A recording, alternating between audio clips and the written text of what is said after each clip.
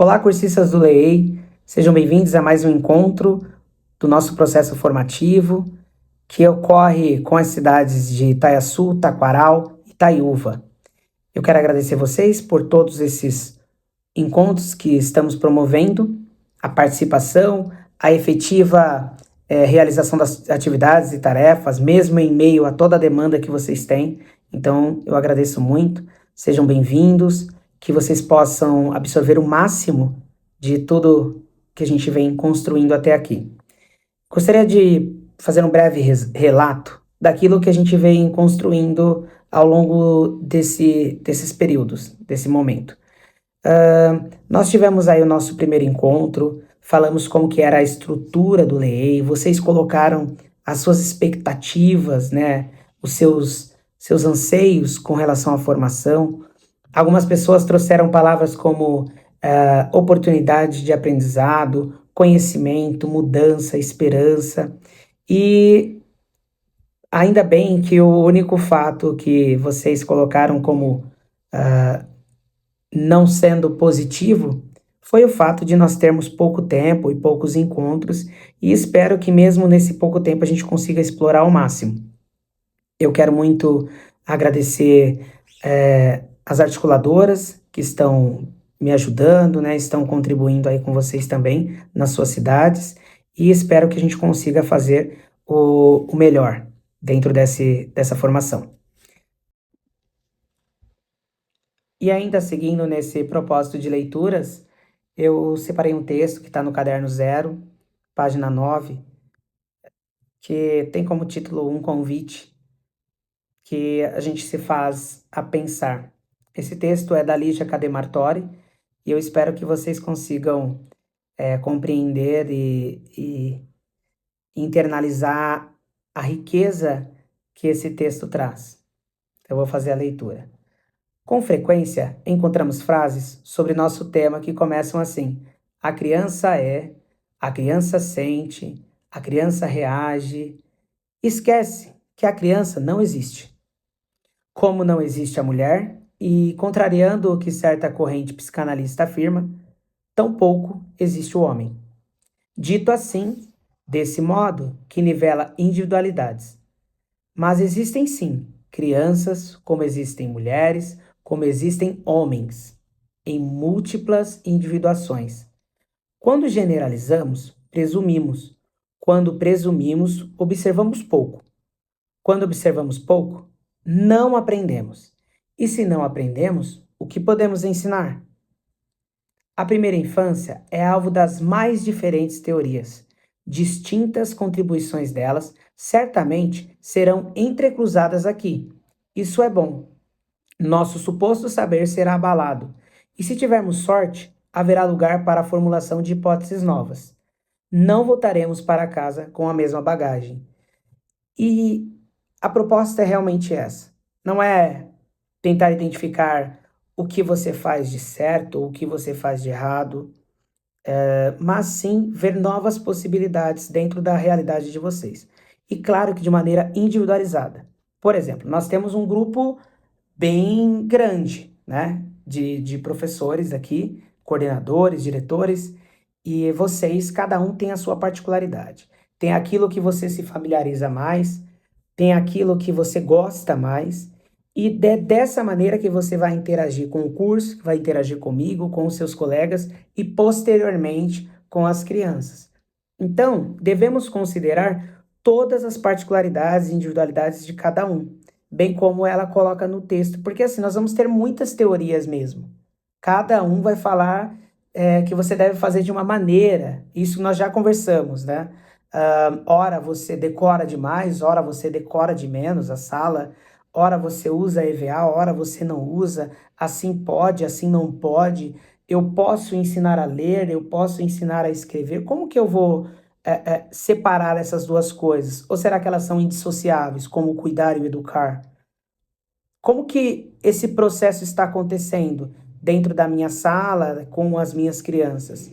Então, nós vamos refletir sobre isso, sobre criar novas hipóteses a partir dessas distintas contribuições que ocorrem entre um e outro nessa partilha, nós vamos conseguir formular novas hipóteses. E assim, como ela fala no final do texto, voltaremos para casa, não voltaremos para casa com a mesma bagagem.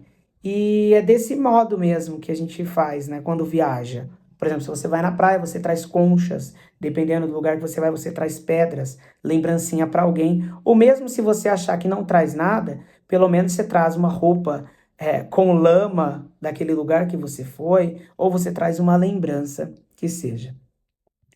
E já falando dessas diferentes abordagens, eu não poderia deixar de falar da abordagem Reggio Emília.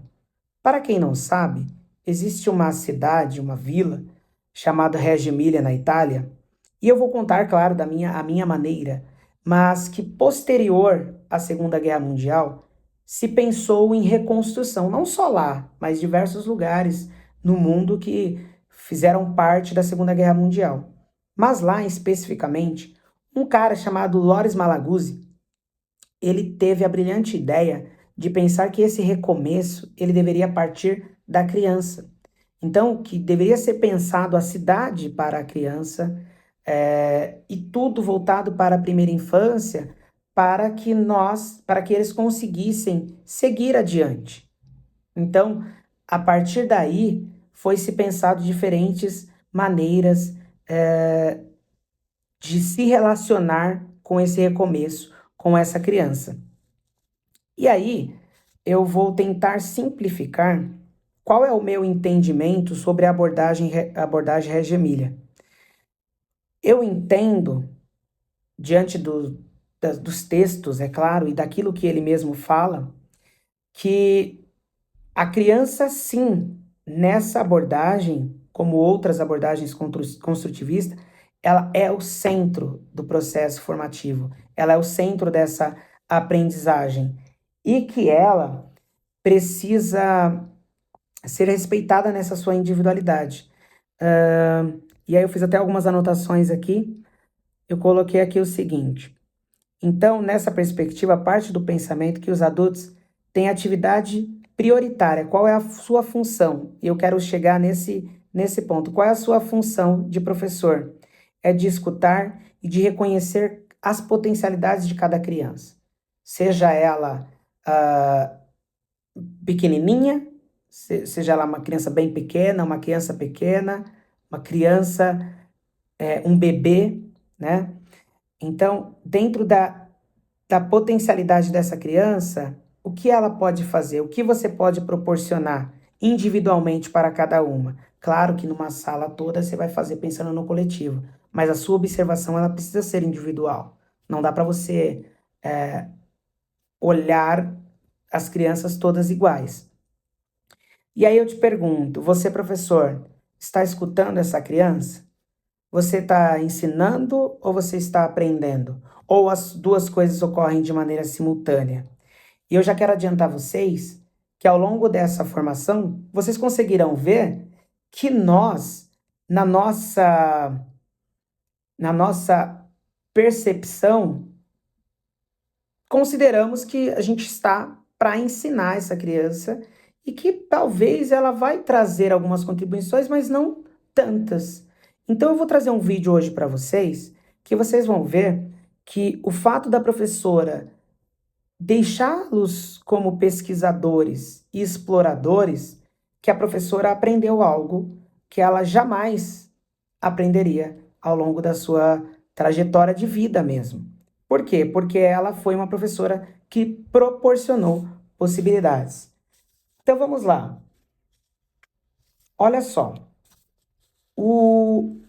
Dentro dessa proposta, o objetivo do professor de ser observador e criador de possibilidades, ele vai fazer com que você pense em como você pode criar ambientes que proporcionem essas possibilidades de aprendizado.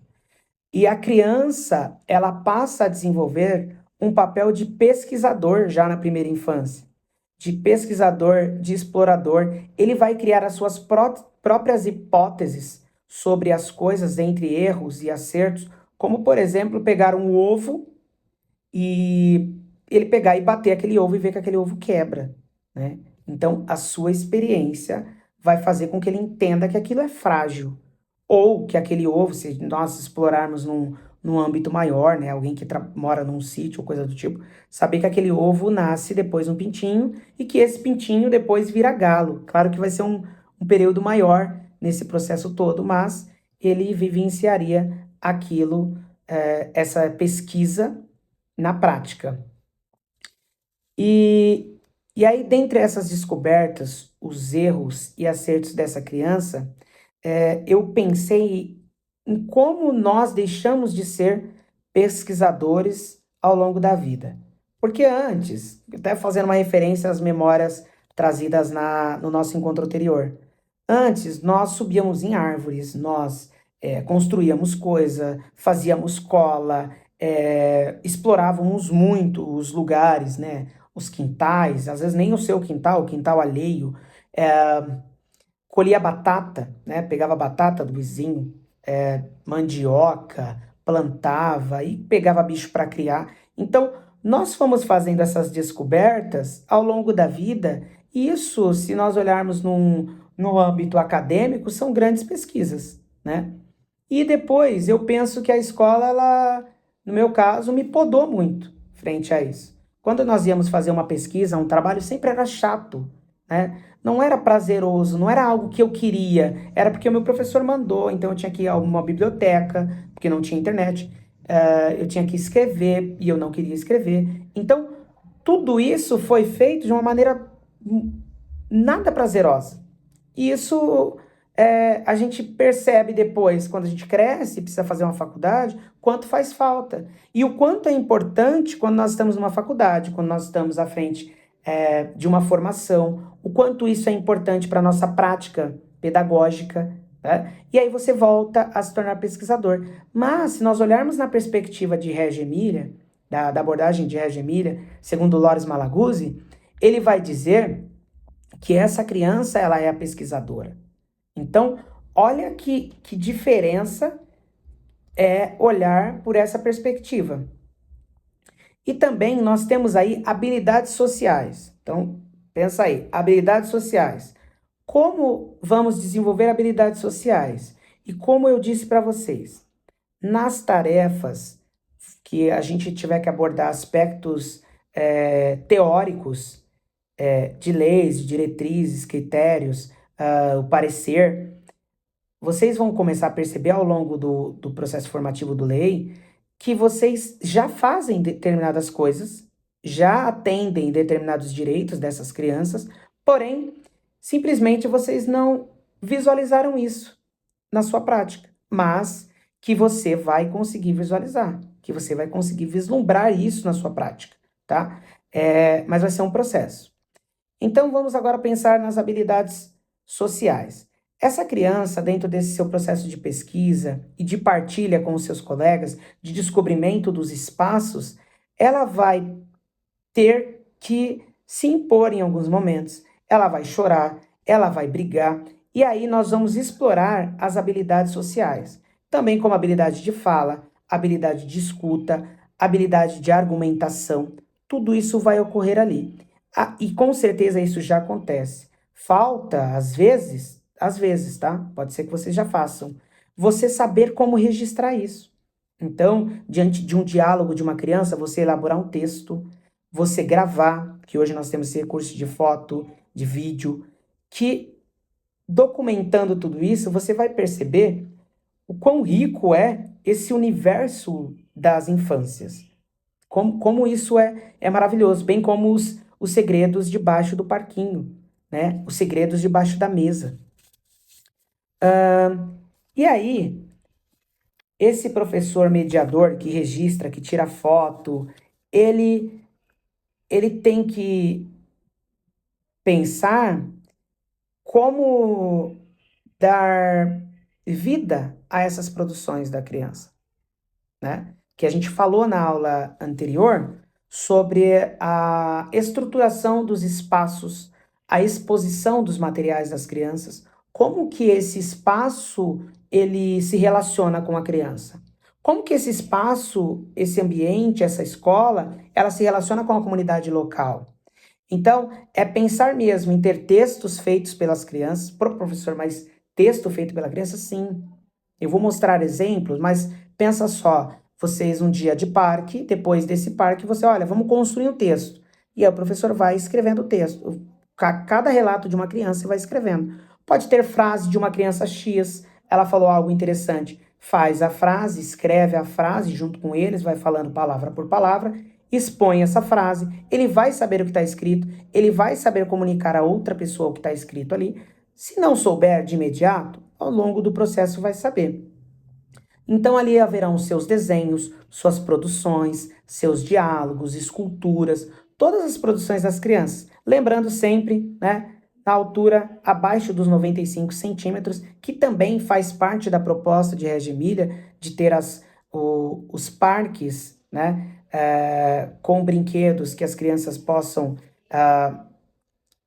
se ter autonomia, não dependam do adulto para brincar, e assim também serve para esses trabalhos das crianças.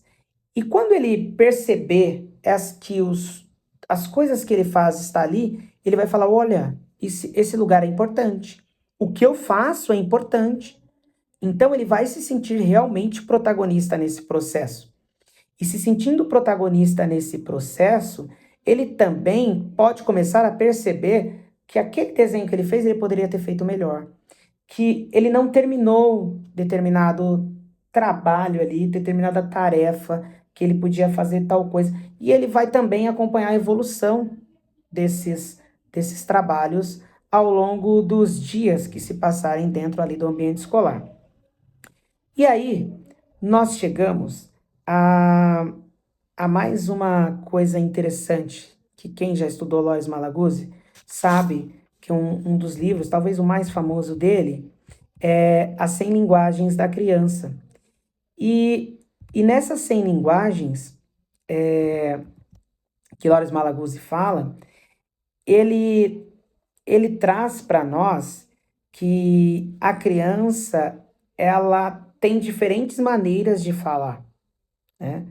Ela canta, ela dança, ela produz, ela pinta, ela esculpe, ela toca um instrumento, ela sussurra no ouvido, ela constrói coisas e tudo isso é graças a essas inúmeras linguagens. Então, quando nós fizemos aquelas primeiras indagações, se, se as crianças leem e escrevem, se as crianças produzem ou não produzem, isso tudo está entrelaçado a maneira com a qual eu observo isso tudo.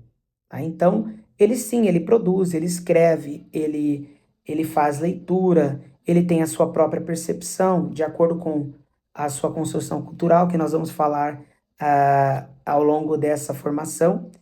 E, e essas 100 linguagens, elas precisam ser exploradas. Né? E, e aí, um outro ponto crucial, que eu trouxe alguns exemplos na aula anterior, que é esse espaço escolar, muitas vezes visto como um hospital, né? Pela ausência de coisas, aquela sala toda branca, ou aquele com excesso, aquela poluição visual, que você não sabe o que é o quê, e lembrando, não estou criticando, mas que não tem tanto significado quanto teria se houvesse uma produção dessa criança, se a criança tivesse participado desse processo. E é aí que vem uma frase interessante de uma das leituras que eu fiz sobre essa percepção de Loris Malaguzzi na abordagem de Reggio Emilia, que é ver o ambiente como o terceiro professor. Então, pensa só isso. O ambiente como terceiro professor. Então, o ambiente, a sala de aula, né, esse espaço de convívio que a criança habita, ele faz parte do processo de desenvolvimento e de aprendizagem da criança. Então, o que eu coloco na parede, ele vai estar trazendo uma mensagem, vai estar dizendo alguma coisa. A organização da sala, ela vai trazer uma mensagem. E aí a gente pode ampliar para os outros espaços. Por exemplo, você ter uma cozinha com o vidro, que as crianças possam ver essa cozinha, ou em algum dado momento fazer uma visita nessa cozinha, faz parte desse ambiente como professor, porque o ambiente ensina, né? A criança saber que dali sai o alimento, que é produzido de tal maneira, que usa-se fogo, igual na casa dela, só que diferente da casa dela, é uma panela maior, é muita comida, que lá as tias que cozinham, elas usam roupa branca, igual num hospital, né? Não é igual na casa dela, que a mãe dela tá lá vestida do dia a dia, ou às vezes com a roupa do trabalho e tá cozinhando. E esse ambiente, ele vai demonstrar, vai desenvolver na criança a curiosidade, algumas descobertas, e aí a gente pode ampliar mais ainda, né? Por que não uma visita à direção? E aí, o porquê que faz a visita? Porque aquilo também é um espaço de aprendizado e é um espaço pensado para ele, né? E aí, vocês aqui têm possibilidades de áreas externas também, que eu acho muito interessante, que são praças, né? Espaços de convívio social, eles têm muito a ensinar. As crianças precisam ver como que as pessoas se relacionam.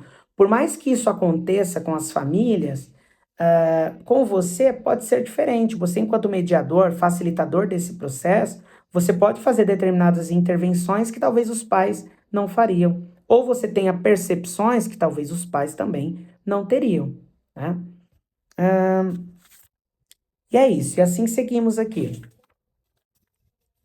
Aí deixa eu só fazer uma leitura de uma das frases de Loris Malaguzzi, que fala sobre as 100 linguagens, porque eu acho importantíssimo a gente conseguir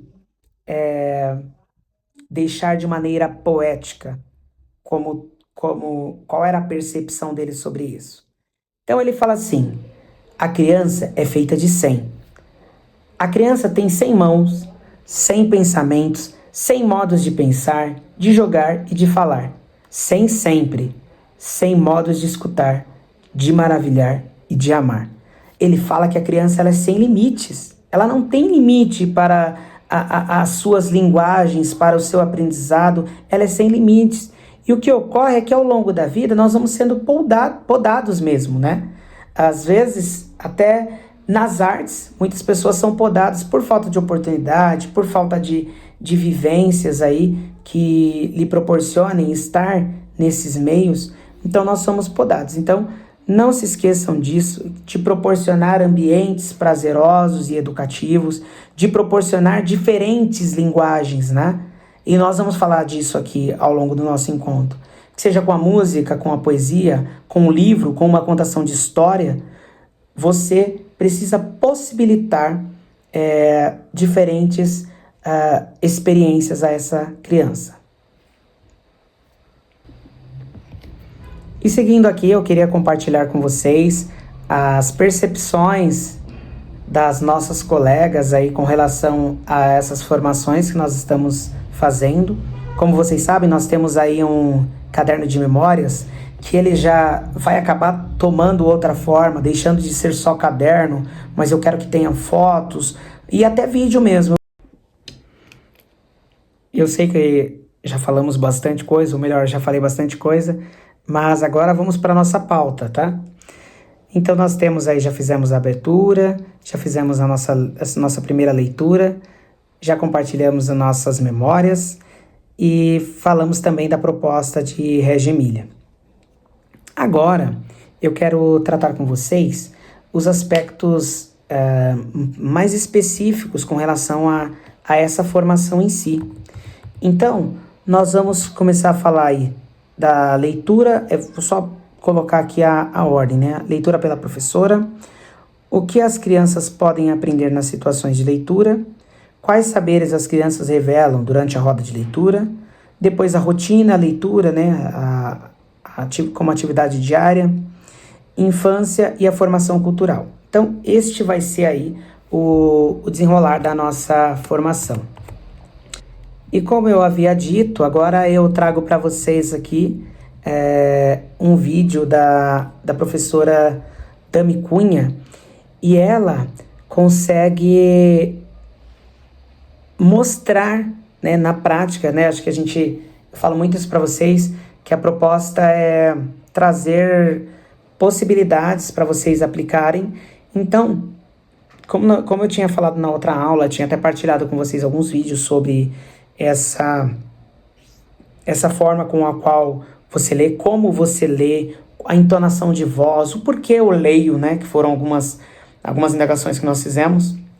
Então, eu acredito que essa leitura da professora, ela é muito interessante, a forma com a qual ela lê e como, né, as crianças interagem com a sua leitura, que vocês com certeza vão se identificar.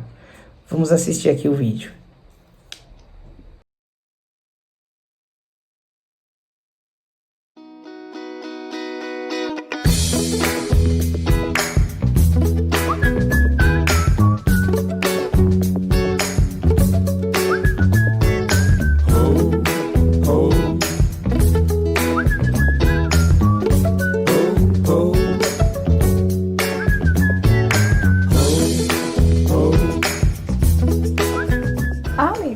Eu gosto de fazer todos os dias. Eu já planejo os livros da semana que eu vou contar para eles. Então eles já estão acostumados, né, a gente se preparar para o momento da história, em fazer a roda de história.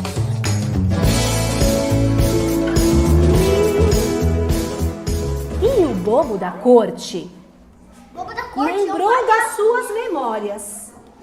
Deu um salto, uma pirueta e começou a contar essa história. Uma Chapeuzinho Vermelho. Quem escreveu essa história foi uma escritora francesa e o nome dela é Marjolaine Leray. Aonde você vai? Para a casa da vovozinha. Melhor vir comigo. Aonde?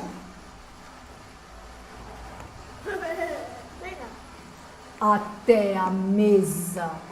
Vamos comer? Vamos comer?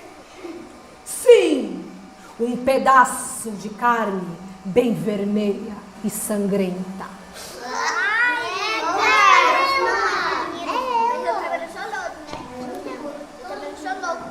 Ulalá! Que orelhas enormes você tem! É pra te escutar. Melhor. Eu lembro dessa parte. Eu também. E tem olhos bem grandes, sabia? Para te ver melhor, netinha. Gente, que dentões! É pra te comer melhor. São pra te comer! Não, senhor. Você tem mau hálito. Tem uma bala. Obrigado. Ele esqueceu de tirar a embalagem, por isso. Eu acho que também, né? Acho que ele não gosta de bala. Eu acho que ele esqueceu de machucar. Esse é diferente. Tolinho. Tolinho. Porque ela falou isso. Tolinho. Enfim.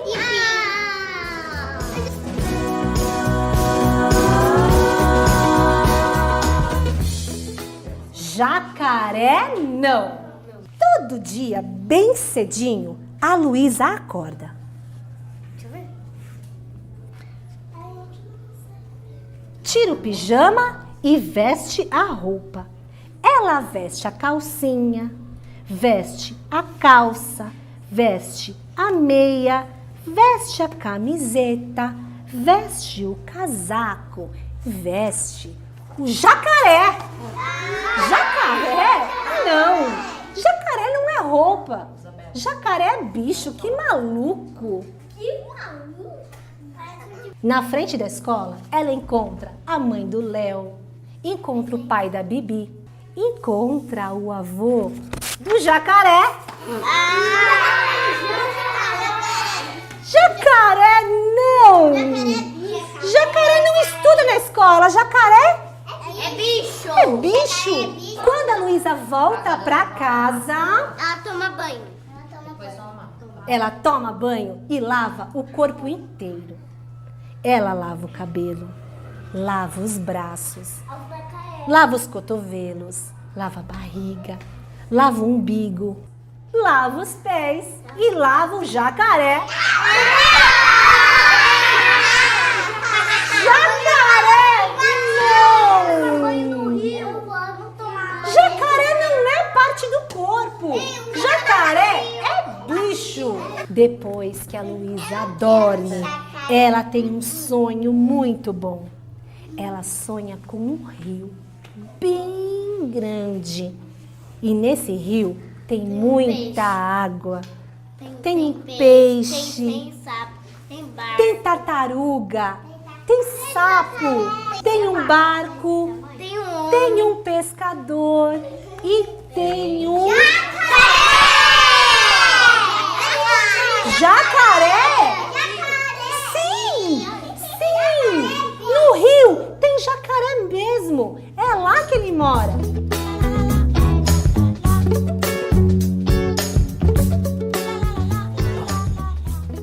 E a história que a gente vai ler hoje mora dentro deste livro que se chama Como Contar Crocodilos. É um livro que vocês já conhecem, né? A professora já leu. É muito legal quando a gente já conhece um livro e a gente pode ler de novo, e ler de novo, e ler de novo aquelas histórias muito legais que a gente gosta muito. Eu escolhi trazer esse livro porque tem uma coisa nele que eu gosto muito, que é, ele não é um livro de uma história, ele é um livro que tem muitas histórias. E aí eu posso escolher cada vez uma diferente para ler. A história que eu escolhi contar para vocês hoje é uma das minhas prediletas nesse livro, que é Papai Urso e os Ursinhos Travessos. Era uma vez um papai urso que morava numa caverna com seus 2 filhotinhos. Um dia, depois que o pai saiu para caçar, os 2 ursinhos foram dar um passeio na floresta. Logo chegaram a uma poça de lama. Eles ficaram pulando da poça. Pularam! Splash! Direto na lama. Ai, ai, ai, suspirou o papai urso. Preciso encontrar alguém para tomar conta dos meus ursinhos quando eu não estou em casa. No dia seguinte, Papai Urso entrou pela floresta. Ainda não tinha andado muito quando encontrou um corvo bem preto. Estou procurando alguém para tomar conta dos meus ursinhos quando não estou em casa, disse o Papai Urso. O salário vai ser 3 bolinhos de mel por dia.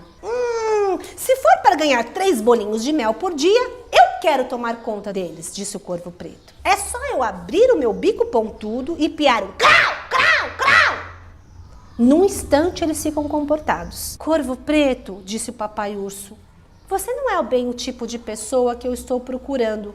Você vai assustar os meus ursinhos. Papai Urso seguiu seu caminho e pouco depois encontrou Uma coelha. uma lebre castanha. Era ela que ia cuidar dos filhos dele. Será que vai dar certo agora? Vai. Vamos ver. Estou procurando alguém para tomar conta dos meus ursinhos enquanto eu não estou em casa. O salário vai ser 3 bolinhos de mel por dia. Se for para ganhar 3 bolinhos de mel por dia, eu quero tomar conta deles. É só dizer shh, shh. Depois eu ia brincar com eles e contar histórias para eles. E se por acaso eles ficassem irritados, eu ia fazer cócegas na barriguinha deles. E quando eles ficassem cansados, eu ia dar abraços bem gostosos e bem apertados neles. Lebre castanha, disse o Papai Urso, você é exatamente o tipo de pessoa que eu estou procurando. Você vai amar os meus ursinhos e eles vão amar você.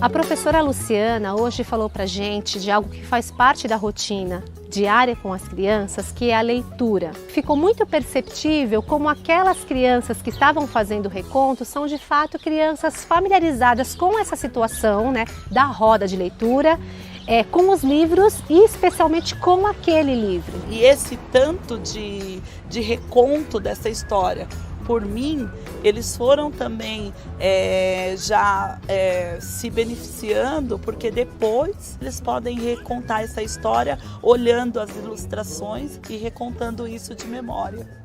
É nesses contextos e de tanto participar de situações como essas que as crianças vão se repertoriando dessas argumentações, desses jeitos de dizer dos autores, como é que se segura um livro, como é que vira a página. A gente está falando de procedimento, né, ao atuar como leitor. Eles estão entendendo que aquilo é permanente, que tem uma base mesmo alfabética, ortográfica da língua, que eles sabem que é uma convenção. Então eles vão entendendo por que eu preciso ler.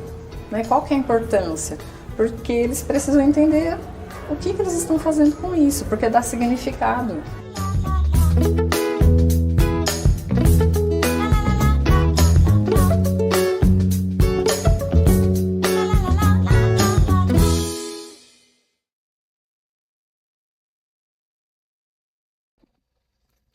E vocês podem perceber no vídeo que quando são leituras que as crianças já conhecem, elas complementam, elas falam. Então, vocês percebem que a criança ela já tem uma leitura própria e ela também tem uma percepção própria, né? Um jeito dela falar, um jeito dela entender aquela história. Ela vai tirar determinada conclusão sobre, ela vai explicar e debater sobre isso daí. E nós temos aí, se vocês repararem, é uma sala toda expositiva, né, com varal, com atividades feitas pelas crianças, com produções feitas pela criança, bem como a gente vem conversando aqui ao longo dessa formação. E o segundo vídeo, ele vem aqui com algumas perguntas, né, que está aí na nossa pauta. O que as crianças podem aprender nas situações de leitura pela professora? Então pensa aí, quais saberes as crianças revelam durante a roda de leitura? Então aqui já é algo diferente. Por quê? Porque a gente vai conseguir ver como a criança ela pode contribuir com essa leitura, que é aquilo que a gente eu comento com vocês, né? Que é onde você está lendo uma história e a criança ou ela traz uma informação específica sobre ou uma totalmente aleatória, como o meu cachorro morreu, do nada. Mas vamos lá, vamos observar o vídeo.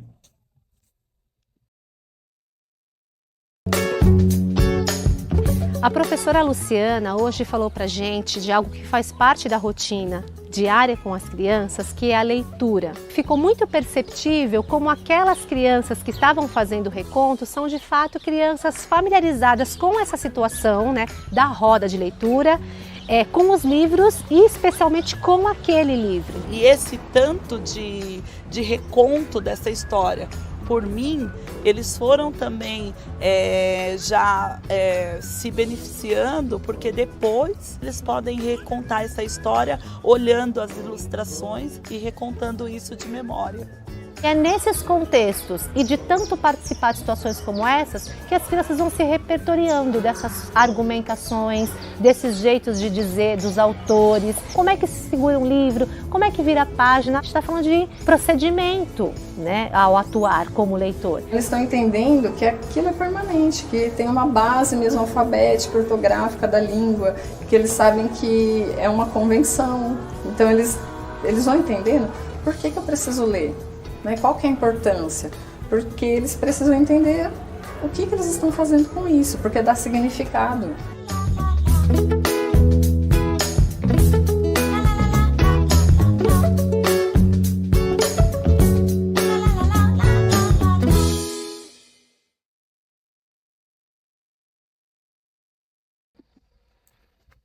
Então aqui elas falam da importância dessa repetição, desse reconto, de fazer isso com as crianças, né? Porque aí ela já decora a história e em breve ela consegue contar e até mesmo fazer uma contação de história usando objetos aleatórios, usando brinquedos. Então, ela começa a produzir, ela começa a entender que aquele livro tem um significado, tem uma função e que ela pode desempenhar a função desse livro. Ela pode levar a mensagem daquele livro que ela vem aprendendo ao longo desse processo. E ainda seguindo as nossas leituras, vamos fazer aí uma leitura pela professora. Ora atrás das palavras, ora à frente delas. As crianças vão acompanhando a leitura pela voz, geralmente de um adulto. Vão seguindo o texto guiadas pelos olhares, gestos, entonações e pausas do leitor-intérprete. E a essa leitura de ouvido, a partir da performance do outro, que empresta sua voz ao texto, que possibilita às crianças pequenas entrarem no texto escrito. Entretanto, entrar é mais que acompanhar. É compreender, pensar, imaginar e até mesmo ser capturado pelo texto. A atividade do leitor ouvinte é intensa, seja diante do texto ficcional, seja do não ficcional. Então, presta atenção nessa palavra, leitor ouvinte. Quando nós fizemos essa indagação lá no início, se a criança era ou não leitora, ela é uma leitora. E ela é leitora também ouvinte. E ela vai ser uma escritora falante, se você parar para pensar, olhar por essa perspectiva. Porque ela vai escutar aquela história, ela vai ler, fazer uma leitura particular do seu imaginário, das suas percepções, da sua construção cultural.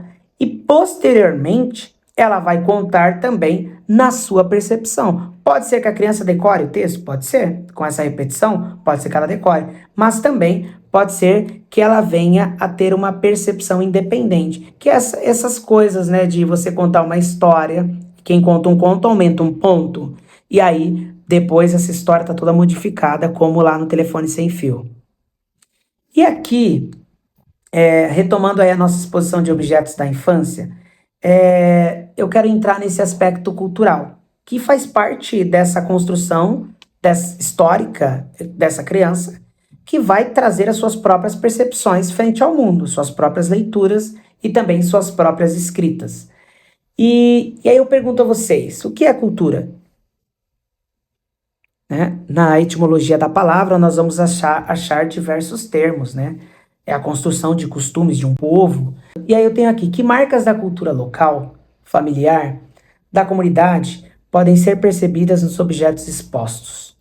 Olha só, claro que nós temos ali na imagem alguns objetos que eu trouxe e que depois que eu conheci a cidade de vocês, eu falei, olha, pensando bem, aqui em Itaiaçu, Taquaral e Itaiúva, acredito que deve ser familiar, como aquele pedaço de tronco, uma batata doce brotando, ramos ali de urucum, por mais que talvez nem todos conheçam, né? Mas fazem parte dessa cultura local de vocês. Nós tivemos também colegas que trouxeram corda, brinquedos, livros antigos, né, ganhados ainda na infância, brinquedos ainda da infância, artigos de beleza como aquele batonzinho de morango, livros, filmes que eu com certeza nem era em DVD, ou passava na sessão da tarde, ou era uma fita. E isso eu acredito que nos remeteu a muitas memórias, muitas lembranças de infância, e enquanto formação nos construiu enquanto seres culturalmente ricos, né? Até chegarmos aí à docência. E em que medida essas experiências culturais das professoras, do que vocês trouxeram, quando criança, informam suas ações como docentes da educação infantil? Será que você já levou situações que você fazia enquanto criança, brincadeiras, jogos ou objetos, para a sua sala? Né? Será que você já fez isso? Se não, será que seria interessante levar e ver como que seria a reação? Será que eles brincariam do mesmo jeito que nós brincávamos?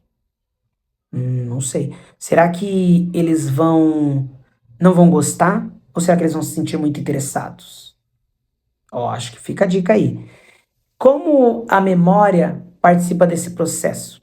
né? Como que a sua memória cultural, essa sua construção, ela faz parte de todo esse processo de formação até a sua atuação enquanto docente nos dias de hoje.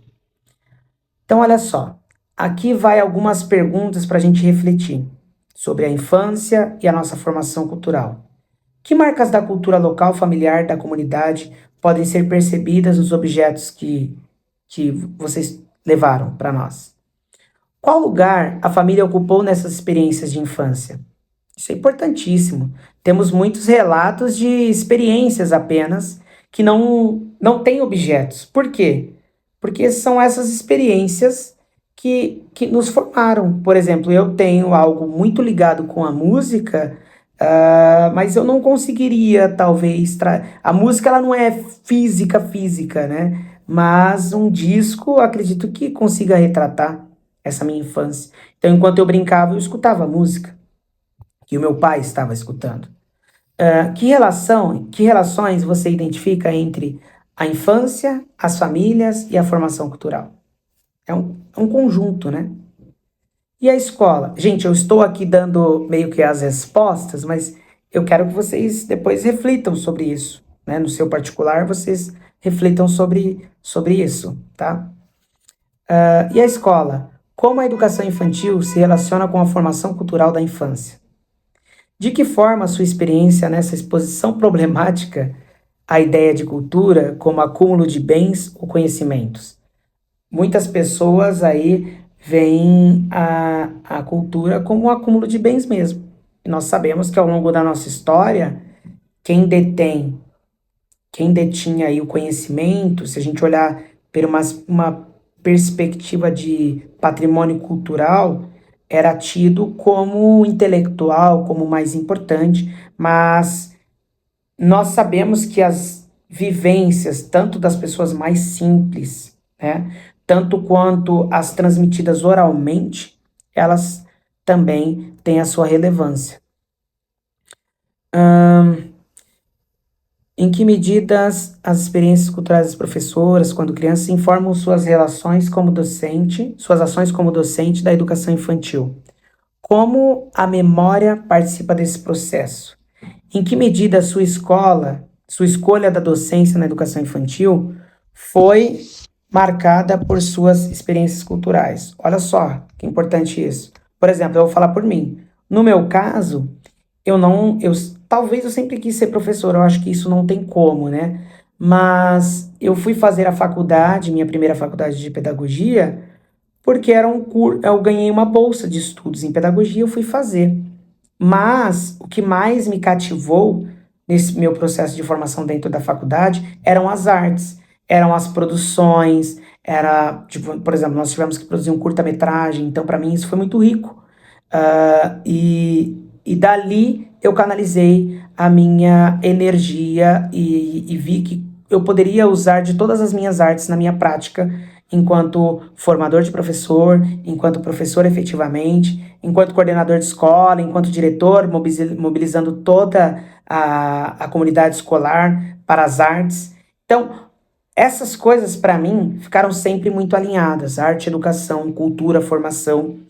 E não tem como nós não separarmos isso. E nesse processo nosso de formação, vocês vão ver muita arte envolvida, seja nas músicas, nas danças, em tudo que nós vamos construir nessa formação, tá? Então eu espero que isso também venha a enriquecer as nossas partilhas. E eu espero muito que vocês contribuam bastante com isso, trazendo as experiências de vocês e até me dando o privilégio de aprender um pouco mais sobre cultura de lugares diferentes, de famílias diferentes.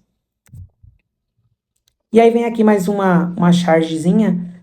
Vamos lá. Por que os adultos ficam dizendo e fazendo coisas que a gente não entende? É muito simples, Suzanita. Quando você entra no cinema, no meio da sessão, você entende o filme?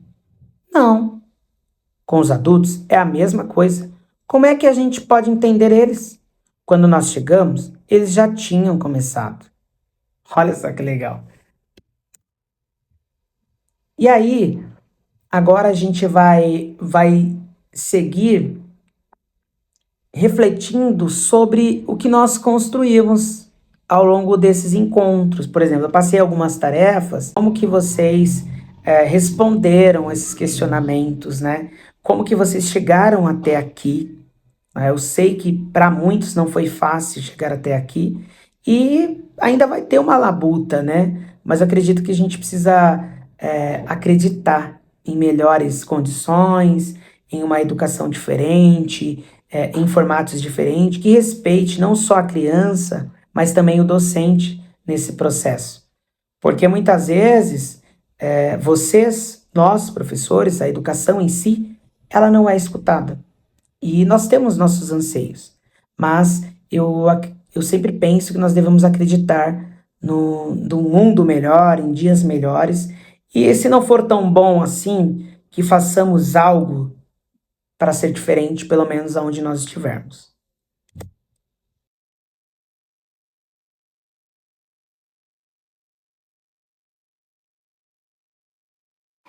Nos últimos tempos, um grupo de meninas da minha sala começou a se interessar muito por coisas que nascem. Então, sementes que elas plantavam e nasciam coisas que vinham das árvores da escola. E aí um dia essas meninas começaram a encontrar uns ovos no parque, que elas chamaram de ovos. E falaram que iam cuidar daqueles ovos, fizeram um ninho com a flor do jambo, colocaram os ovos no meio e começaram a cuidar deles. Quando eu olhei, eu falei, não é ovo isso, né? Parece semente. Mas não falei para elas que eu achava que não era ovo. Elas levaram esses ovos para a sala, cuidaram daqueles ovos naquele dia. O dia acabou, elas levaram os ovos para casa. E no dia seguinte, os ovos voltaram para a escola. Em um momento da manhã, uma das meninas começou a gritar a plenos pulmões na sala. Nasceu, nasceu, nasceu!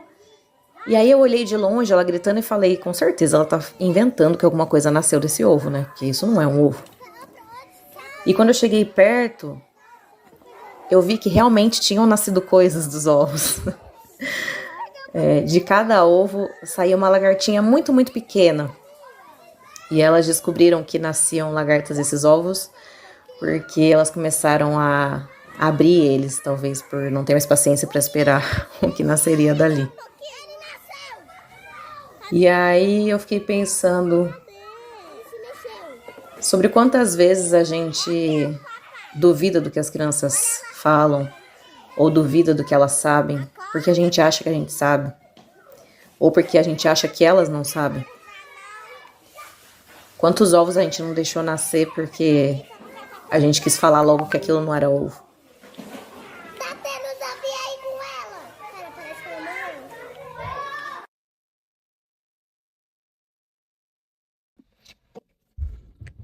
E agora lembra que eu falei dessas crianças protagonistas, pesquisadoras, exploradoras, e o quanto nós somos deixados, a gente é deixado levar pelo dia a dia, pela rotina, pela hora do lanche, pela hora da atividade X, e deixamos de perceber o que está acontecendo com aquela criança e deixamos de ser aí o facilitador, o mediador nesse processo. Como eu gosto de usar um exemplo, acelerar a criança na hora da refeição para que ela faça posteriormente o projeto Alimentação Saudável. Mas como que ela vai ter uma alimentação saudável se ela não pode comer tranquilamente? E agora este vídeo, ele vem para fechar tudo que nós conversamos até aqui. Por quê? Se você, professor, não deixar essa criança explorar, não proporcionar um ambiente acolhedor, um ambiente professor, você vai perder oportunidades riquíssimas de aprender com eles, de experimentar com eles e de ver o conhecimento, as produções acontecendo, tá? Se vocês olharem esse vídeo, ele é de uma riqueza tão grande, porque quando a professora ela percebe que as crianças estão colhendo sementes, as crianças vêm até ela e fala que as sementes, ela não fala nada, melhor dizendo, mas as crianças falam que são ovos. E se a gente olhar a semente, a gente vai falar, não é ovo, né? Ah, talvez, porque é uma semente, depois ela vai crescer, vai nascer, vai... mas um ser vivo mesmo, que se mexe com patas, sai geralmente só de ovos. Mas tudo bem, ela deixou essa pesquisa ocorrer. E as crianças ficaram com aquelas sementes, levaram para casa, trouxeram de volta. E como vocês viram no vídeo, num belo dia, uma das crianças grita, nasceu, nasceu! E dali sai uma pequena larvinha que elas começam a tentar alimentar e vai criando ela. Mas o rico disso tudo é saber que por baixo de toda a nossa percepção de adulto, há um mundo gigantesco de infinidades que muitas vezes nós perdemos ao longo do tempo. Nós perdemos por falta de contato com a cultura, nós perdemos a sensibilidade, nós perdemos o afeto, o amor, sabe? O olhar mesmo apurado, de passar pelas coisas e não perceber o que está acontecendo ao seu redor, de querer determinar o que a criança faz, que ela não pode fazer um elefante rosa nem azul, porque o elefante, ele é cinza. E aí depois você vai no zoológico e percebe que o elefante nem cinza é, que ele é marrom. Então, ou será que em algum lugar desse mundo tem um elefante azul e rosa? Eu não sei. Vai que tenha. Vai que alguém pintou igual aqueles pintinhos que passava vendendo na porta ou vendia na feira. Pode ser.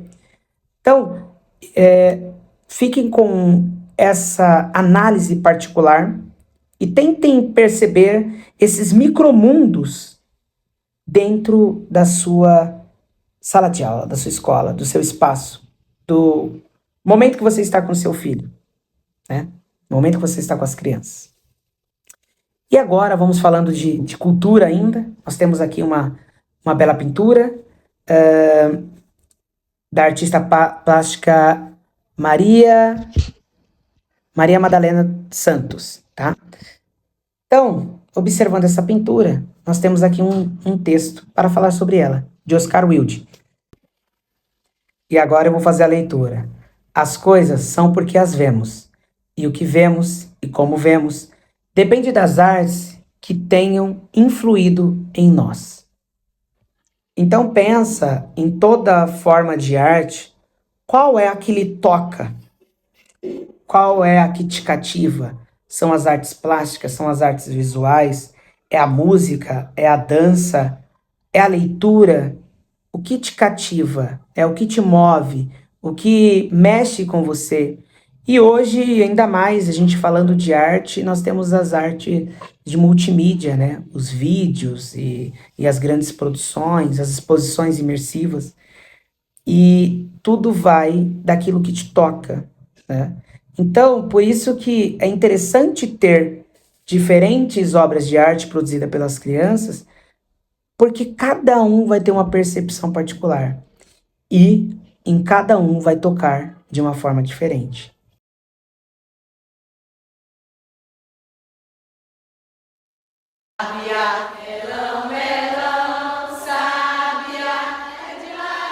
Um outro ponto é você levar a criança a ser o próprio ator, a pessoa que constrói junto.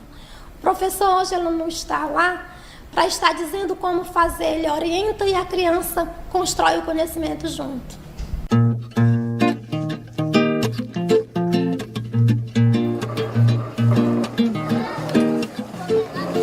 Em um ambiente rico, devem ser propostas para todas as crianças as experiências culturais de aproximação com a cultura escrita, a leitura, a literatura, as ciências e as artes. Olha, Carlos, veja se vai ficar bonito aqui. Tá bom aqui seu trabalho? Ficou bonito? Você viu da Letícia, ó? O Felipe usou vários tamanhos de etiquetas e cores diferentes.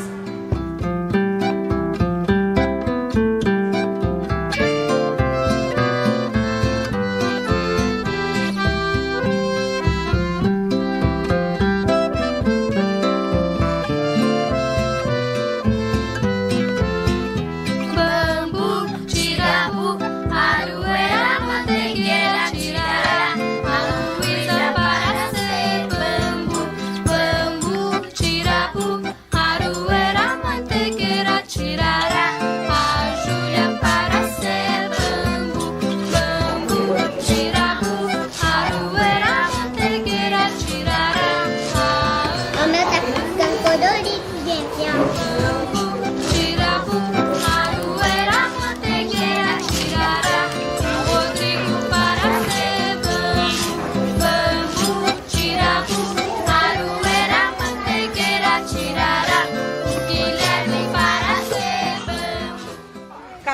Caranguejo não é peixe, caranguejo peixe é. Caranguejo. Temos trabalhado as músicas locais, cantigas de domínio público, as regionais, né, fazem parte da nossa comunidade. Da paz, da paz, da paz, ela anda pra frente, ela anda pra trás. Ela corre.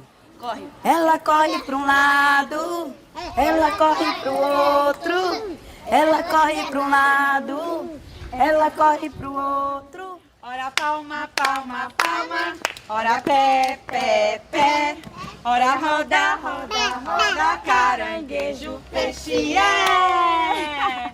Mas temos proporcionado para as crianças também o conhecimento da musicalidade universal.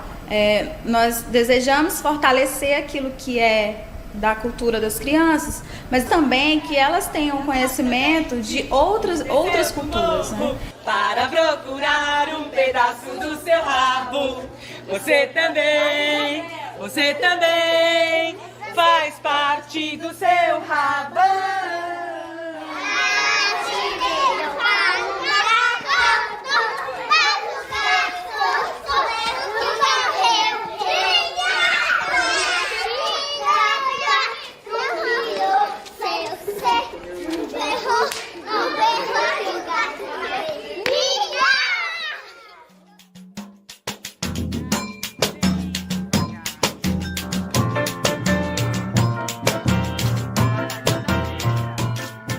As famílias têm uma preocupação legítima com a alfabetização na educação infantil.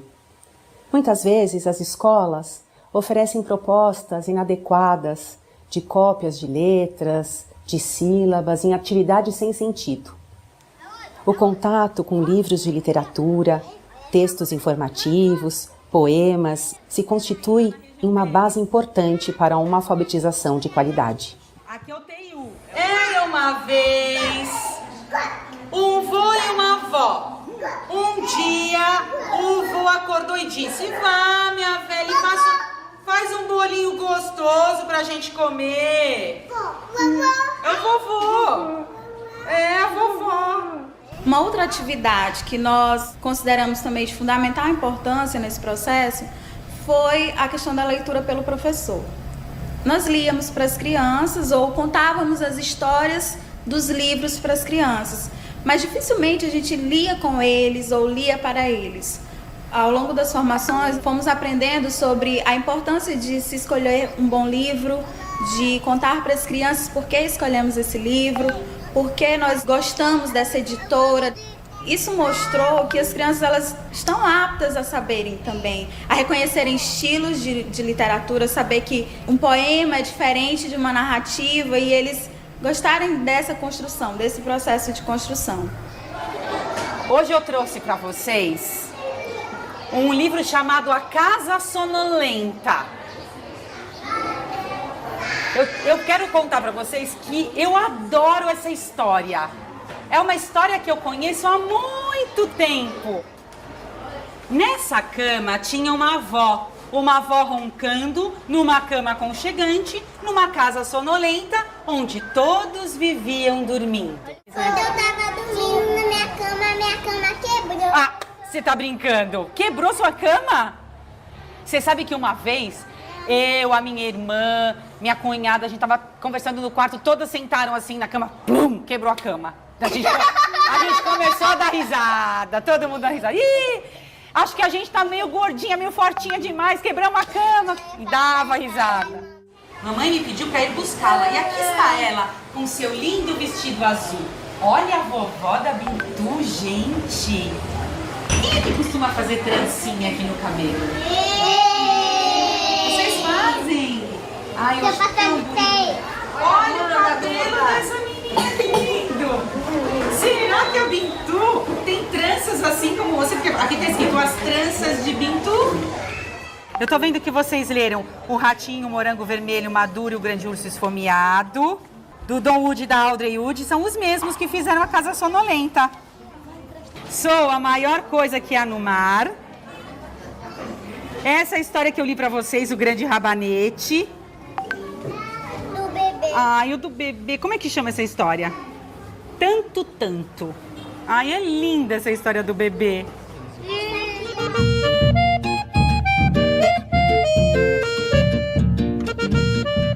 Nós apresentamos esse livro sobre as crianças da Barra do Ribeira para as crianças de Arari. É um almanaque ilustrado, com imagens, curiosidades sobre a vida local, como brincadeiras, animais da região, entrevistas e outros. A partir desse exemplo, as crianças do Maranhão puderam produzir o seu próprio livro. Então eles contam como pescam, quais as brincadeiras que eles têm perto do rio, da região onde eles moram. Curica subiu. Eu já mexi. Vocês chamam de curica isso aqui? Sim. Sabe como eu chamo isso? De pipa. Pipa. Vocês chamam de curica? É? Eu chamo de papagaio. Papagaio, isso mesmo. Eu também. Tem vários nomes. E olha como é o rabo dela. Vocês sabiam? O rabo dela é de peixe. Vocês sabem que a arraia é muito perigosa? Sim. Por quê? Quem sabe? Ela fura, porque ela tem um esporão aqui em cima dela. Aí se pisarem nela, fura o pé. Isso mesmo. Ela tem um esporão aqui nessa cauda. Ela fura. Ela fura e dói muito. Igual uma agulha. Igual uma agulha.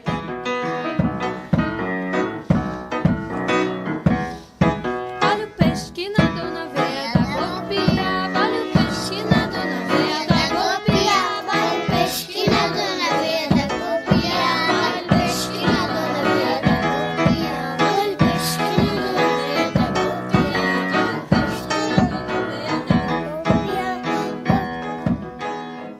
Onde que a senhora nasceu? Nasci aqui em Arari, sou filha de Arari.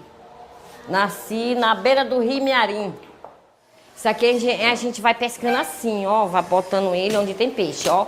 Vai botando. Vai botando ele aqui, aí quando tem peixe, o peixe só vai puxando ele assim, o peixe. Ah, com a mão mesmo? Com a mão, aí tira com a mão. Olha, esse aqui é gongo, ele é do coco, do tucum. A gente deixa o tucum ficar velhinho para poder tirar ele, que ele vai criando do coco, do tucum, ele vai criando o gongo. Aí a gente tira, parte e bota no anzolzinho para pegar capadinho. Ai, se a gente pega cofo de capadinho que cansa com isso aqui. Isso aqui é isca demais, menina. E esses aqui, como é que se chama? Gongo. Pra botar no anzol e pescar. Isso mesmo. A Tereza contou isso pra gente aquele dia que ela veio. Que a gente coloca no caniço. Ela mostrou pra nós. Vai aqui, ó. Isso também é piranha. Também fui pro rio banhar. Eu fui pra longe. Eu fui nadar. Eu fui andar de canoa. Eu fui pra longe, lá por mata, até eu vi uma cobra.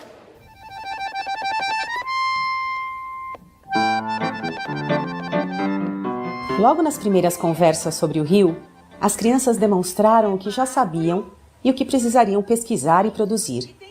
Listaram tudo o que poderia entrar no livro: brincadeiras, animais que vivem perto do rio. Para isso, fizeram pesquisas em livros com textos informativos, conversaram com pessoas da comunidade e da família. Passearam perto do rio, produziram legendas para as fotos do passeio e escreveram coletivamente textos para o livro. A gente tava brincando de pega-pega no barreiro. Aí a gente fomos lá pra lama do mato. Nossa, então vamos escrever isso aqui, ó. Aqui, a gente já colocou que vocês foram de ônibus. O André falou uma coisa, André. Só ele. Você falou o quê? Ó, quando chegaram lá, brincaram na lama. Tiraram fotos.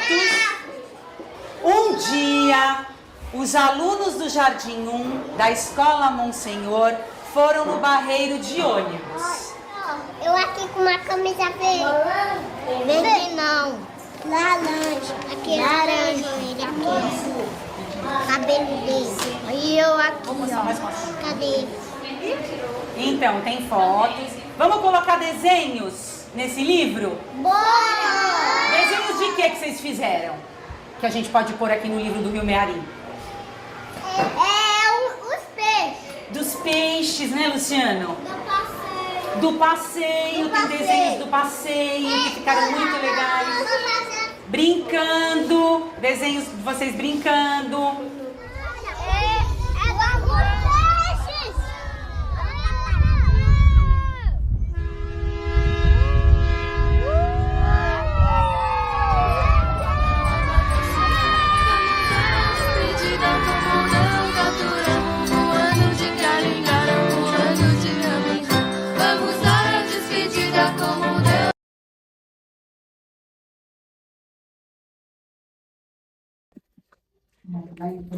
Aqui nesse vídeo, vocês conseguem ver a criança como protagonista de produção artística.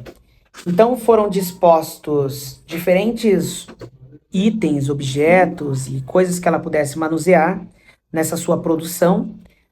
Foi colocado cola, recortes, papel, botões, pedaços de tecido, e elas tiveram autonomia de desenvolver uma obra de arte. E toda essa sua produção, ela foi respeitada.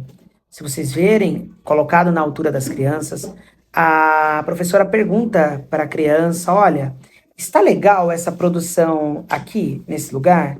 Você gostou desse lugar que ela está? Olha que importante isso, não é você que determina, tá?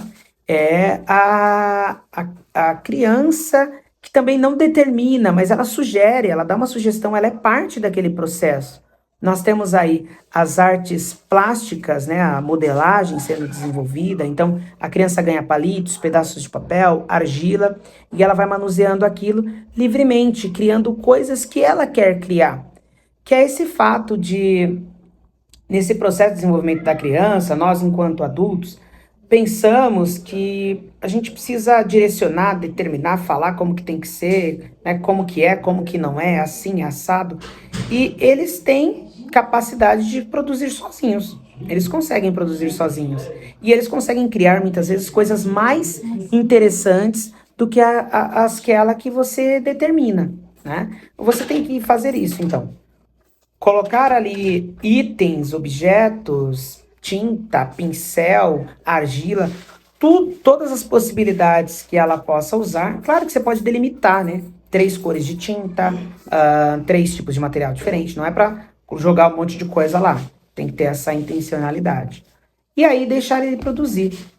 Outro fato são as brincadeiras, os contos, as danças. Eles participam desse processo ativamente. Muitas crianças trazem de casa. E esse trazer de casa precisa ser respeitado. É aí que a gente respeita essa cultura da criança. Que ela não vem crua, né? Que ela não vem um pote vazio. Ela vem cheia de coisas. E essa cultura precisa ser respeitada. Como a criança ribeirinha, que tem um conhecimento específico sobre peixes, sobre objetos, sobre que o peixe ali, esse peixe aqui é perigoso, esse daqui não é. E você fazer a comunidade local entender que aquela escola, ela faz parte da cultura local, né? Essas pessoas, elas têm que estar nesse processo formativo. Esses pais, os avós, as histórias do local têm que fazer parte desse lugar. Por isso, vale pensar que no PPP da escola, no projeto político-pedagógico, precisa constar a história do local, as lendas, as crenças, as características específicas. Esses pais são moradores de área rural, muitos trabalham em lavoura, muitos trabalham em outras cidades. Como que funciona essa relação cultural da escola e a comunidade? É uma coisa distinta? Ou busca se manter aí uma boa relação entre os dois, né? Então, eu acho que aqui vocês conseguem ter agora um panorama de como estruturar essas práticas e, principalmente, como aplicá-las, tá? Como que eu posso fazer essas produções, como que eu posso construir esses textos coletivos, como que eu posso apresentar os trabalhos realizados pelas crianças e, assim, realmente, definitivamente dar protagonismo a eles, que é o mais importante. Então, saibam vocês que vocês estão produzindo, junto com as crianças, leitura e escrita constantemente. E isso é algo que vai acontecer de maneira natural, sendo você um bom mediador e sendo o ambiente um bom professor. E toda essa nossa formação, ela tem um propósito que é não mudar a prática de vocês, mas contribuir com novas possibilidades. E é óbvio que toda a coordenação do LEEI, seja ela nível federal, estadual, municipal, quer ver esses resultados. Então, ao longo dos nossos encontros, eu gostaria de ter a partilha de vocês de experiências positivas. Isso eu posso dizer que nem somente as experiências a partir do início das formações do LEEI, mas algo que vocês já fizeram e seja positivo. Então, eu vou ficar muito feliz de ver isso acontecendo, né? Essas práticas ocorrendo. E, claro, vocês podem me procurar para ter a gente trocar uma ideia e talvez até pensar em possibilidades do que ser feito com essas crianças, né? E aí aqui, elaboração de frases.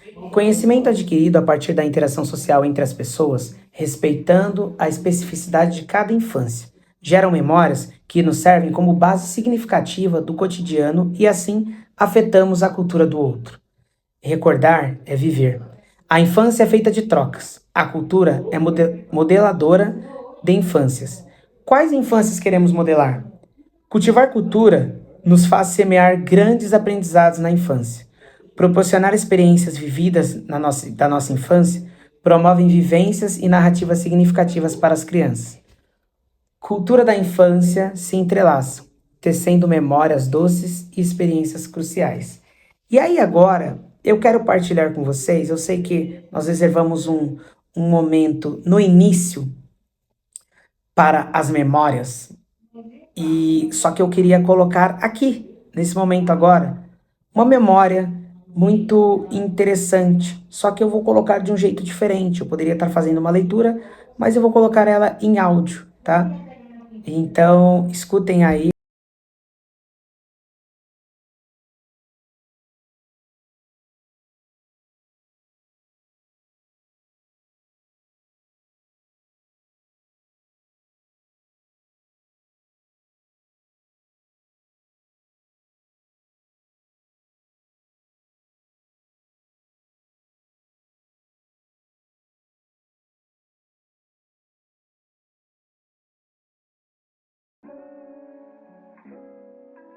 Nosso primeiro encontro foi na cidade vizinha de Itaiúva, né? Eles nos recepcionaram num salão bem grande, né? E o Michel estava lá com sua noiva e colocou discos de vinil para nós ouvirmos. Eu amei, porque faz parte da minha época, né?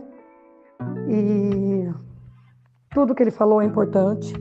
Nós gostamos muito do encontro, nós tivemos um café comunitário, que foi maravilhoso também, cada um levou uma coisa, né? E nós compartilhamos água, refrigerante, suco, né? E foi maravilhoso. E depois ele pediu das coisas que a gente tinha levado da nossa infância. Eu levei um piano pequeno, né? Piano de plástico, mas antigamente era bem forte, né? E eu amei relembrar, porque minha mãe me ensinou a tocar e tinha a partitura, que eu tive ela há pouco tempo ainda. E quando eu mudei para a cidade, acabei perdendo, né? Cada um levou uma coisa, uma levou uma boneca, outra levou um livro. Então foram assim, as memórias do passado. E essa memória é da nossa colega Cássia Silvânia Sotana, que eu queria agradecer muito por ter feito esse relato. Muito obrigado. Assim, é muito bom ouvir o que vocês têm dito sobre o curso. Eu sei que vocês têm inúmeras demandas, né? Tem outros cursos, outras formações. Aí nós estamos aí no processo de fechamento, de festa. Mas eu acredito que a gente precisa lutar para conseguir. Para mim também é bem puxado, tenho bastante outras demandas, né? Mas eu acredito que tá dando tudo certo até aqui. Então, eu agradeço muito vocês, todos que estiveram presentes nesse curso, nesse momento, nesse nosso encontro, e espero contribuir cada vez mais com vocês e assim a gente siga positivamente nesse processo formativo.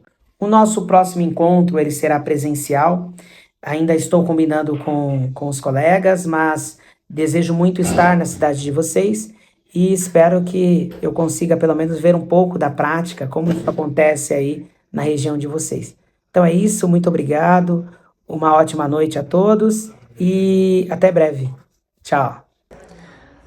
Pessoal, estou aqui em Itaiúva, estou com o pessoal de Taquaral, Itaiaçu e a formação deu tudo certo e o pessoal tá muito animado aqui. Boa noite, obrigado. Até mais.